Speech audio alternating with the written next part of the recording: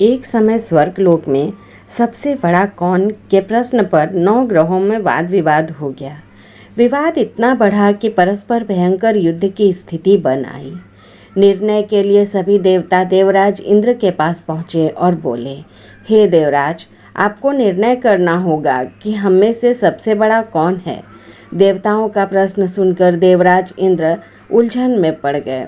इंद्र बोले, मैं इस प्रश्न का उत्तर देने में असमर्थ हूँ। हम सभी पृथ्वी लोक में उज्जैनी नगरी में राजा विक्रमादित्य के पास चलते हैं। देवराज इंद्र सहित सभी ग्रह उज्जैनी नगरी पहुँचे।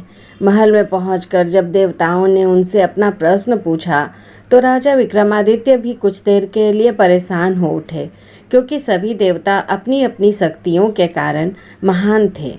किसी को भी छोटा या बड़ा कह देने से उनके क्रोध के प्रकोप से भयंकर हानि पहुंच सकती थी।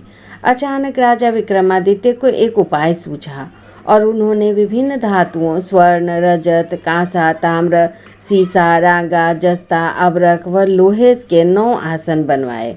धातुओं के गुणों के अनुसार सभी आसनों को एक दूसरे के पीछे रखकर उन्हें देवताओं को अपने अपने सिंहासन पर बैठने को कहा। देवताओं के बैठने के बाद राजा विक्रमादित्य ने कहा, आपका निर्णय तो स्वयं हो गया। जो सबसे पहले सिंहासन पर विराजमान है वही सबसे बड़ा है।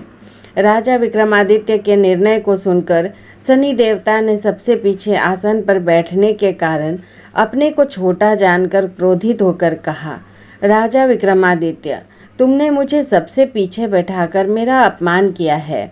तुम मेरी शक्तियों से परिचित नहीं हो। मैं तुम्हारा सर्वनाश कर दूंगा। शनि ने कहा, सूर्य एक राशि पर 1 महीने, चंद्रमा 2.25 दिन, मंगल 1.5 महीने, बुध और शुक्र 1 महीने, बृहस्पति 13 महीने रहते हैं, लेकिन मैं किसी राशि पर 7.5 वर्ष तक रहता हूँ। बड़े बड़े देवताओं को मैंने अपने प्रकोप से पीड़ित किया है। राम को 7.5 के कारण ही वन में जाकर रहना पड़ा और रावण को 7.5 के कारण ही युद्ध में मृत्यु का शिकार बनना पड़ा। राजा, अब तू भी मेरे प्रकोप से नहीं बच सकेगा। इसके बाद अन्य ग्रहों के देवता जो प्रसन्नता के साथ चले गए, परंतु शनिदेव बड़े क्रोध के साथ वहां से विदा हुए। राजा विक्रमादित्य पहली की तरह ही न्याय करते रहे। उनके राज्य में सभी स्त्री पुरुष बहुत आनंद से जीवन यापन कर रहे थे। कुछ दिन ऐसे ही बीत गए। उधर शनिदेव अपने अपमान को भूले नहीं थे। विक्रमादित्य से बदला लेने के लिए एक दिन शनिदेव ने घोड़े के व्यापारी का रूप धारण किया और बहुत से घोड़ों के साथ उज्जैनी नगरी पहुँचे।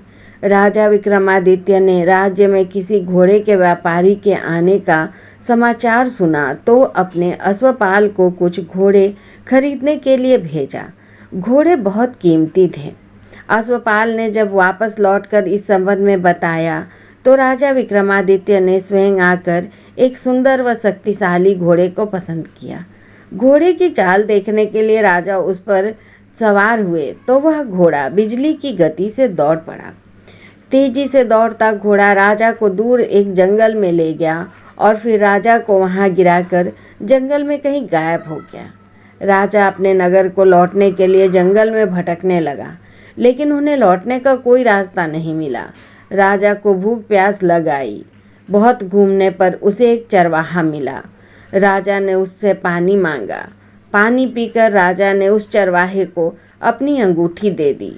फिर उससे रास्ता पूछकर वह जंगल से निकलकर पास के नगर में पहुंचा। राजा ने एक सेठ की दुकान पर बैठकर कुछ देर आराम किया। उस सेठ ने राजा से बातचीत की तो राजा ने उसे बताया कि वह उज्जैनी नगरी से आया है। राजा के कुछ देर दुकान पर बैठने से सेठ जी की बहुत बिक्री हुई। सेठ ने राजा को बहुत भाग्यवान समझा और खुश होकर उसे अपने घर भोजन के लिए ले गया। सेठ के घर में सोने का एक हार खूंटी पर लटका हुआ था। राजा को उस कमरे में छोड़कर सेठ कुछ देर के लिए बाहर गया। तभी एक आश्चर्यजनक घटना घटी। राजा के देखते देखते सोने के उस हार को खूंटी निगल गई। सेठ ने कमरे में लौटकर हार को गायब देखा तो चोरी का संदेह राजा पर ही किया, क्योंकि उस कमरे में राजा ही अकेला बैठा था। सेठ ने अपने नौकरों से कहा कि इस परदेसी को रस्सियों से बांधकर नगर के राजा के पास ले चलो। राजा ने विक्रमादित्य से हार के बारे में पूछा तो उसने बताया कि उसके देखते ही देखते खूंटी ने हार को निगल लिया था। इस पर राजा ने क्रोधित होकर चोरी करने के अपराध में विक्रमादित्य के हाथ पांव काटने का आदेश दे दिया। राजा विक्रमादित्य के हाथ पांव काटकर उसे नगर की सड़क पर छोड़ दिया गया।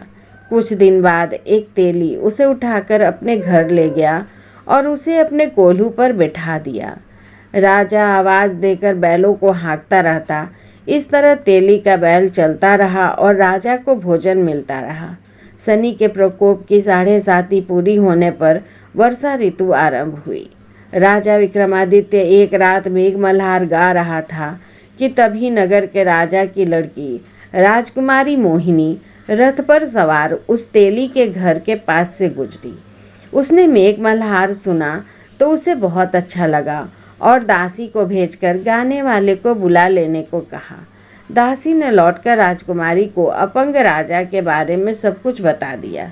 राजकुमारी उसके मेघ मल्हार से बहुत मोहित हुई, अतः उसने सब कुछ जानकर भी अपंग राजा से विवाह करने का निश्चय कर लिया। राजकुमारी ने अपने माता पिता से जब यह बात कही तो वे हैरान रह गए। रानी ने मोहिनी को समझाया, बेटी तेरे भाग्य में तो किसी राजा की रानी होना लिखा है, फिर तू उस अपंग से विवाह करके अपने पांव पर कुल्हाड़ी क्यों मार रही है। राजकुमारी ने अपनी जिद नहीं छोड़ी। अपनी जिद पूरी कराने के लिए उसने भोजन करना छोड़ दिया और प्राण त्याग देने का निश्चय किया। आखिर राजा रानी को विवश होकर अपंग विक्रमादित्य से राजकुमारी का विवाह करना पड़ा। विवाह के बाद राजा विक्रमादित्य और राजकुमारी तेली के घर में रहने लगे। उसी रात स्वप्न में शनिदेव ने राजा से कहा, राजा तुमने मेरा प्रकोप देख लिया, मैंने तुम्हें अपने अपमान का दंड दिया है। राजा ने शनिदेव से क्षमा करने को कहा और प्रार्थना की, हे शनिदेव आपने जितना दुख मुझे दिया है अन्य किसी को न देना। शनिदेव ने कुछ सोचकर कहा, राजा मैं तुम्हारी प्रार्थना स्वीकार करता हूँ। जो कोई स्त्री पुरुष मेरी पूजा करेगा, शनिवार को व्रत करके मेरी व्रत कथा सुनेगा, उस पर मेरी अनुकंपा बनी रहेगी। प्रातःकाल राजा विक्रमादित्य की नींद खुली तो अपने हाथ पांव देखकर राजा को बहुत खुशी हुई। उसने मन ही मन शनिदेव को प्रणाम किया। राजकुमारी भी राजा के हाथ पांव सही सलामत देखकर आश्चर्य में डूब गई। तब राजा विक्रमादित्य ने अपना परिचय देते हुए शनिदेव के प्रकोप की सारी कहानी सुनाई। सेठ को जब इस बात का पता चला तो दौड़ता हुआ तेली के घर पहुंचा और राजा के चरणों में गिरकर क्षमा मांगने लगा। राजा ने उसे क्षमा कर दिया क्योंकि यह सब तो शनिदेव के प्रकोप के कारण हुआ था। सेठ राजा को अपने घर ले गया और उसे भोजन कराया। भोजन करते समय वहाँ एक आश्चर्यजनक घटना घटी। सबके देखते देखते उस खूंटी ने हार उगल दिया। सेठ जी ने अपनी बेटी का विवाह भी राजा के साथ कर दिया और बहुत से स्वर्ण आभूषण धन आदि देकर राजा को विदा किया। राजा विक्रमादित्य राजकुमारी मोहिनी और सेठ की बेटी के साथ उज्जैनी पहुँचे तो नगरवासियों ने हर्ष से उनका स्वागत किया। अगले दिन राजा विक्रमादित्य ने पूरे राज्य में घोषणा कराई कि शनिदेव सब देवों में सर्वश्रेष्ठ हैं। प्रत्येक स्त्री पुरुष शनिवार को उनका व्रत करे और व्रत कथा अवश्य सुने। राजा विक्रमादित्य की घोषणा से शनिदेव बहुत प्रसन्न हुए। शनिवार का व्रत करने और व्रत कथा सुनने के कारण सभी लोगों की मनोकामनाएं शनिदेव की अनुकंपा से पूरी होने लगी। सभी लोग आनंद पूर्वक रहने लगे।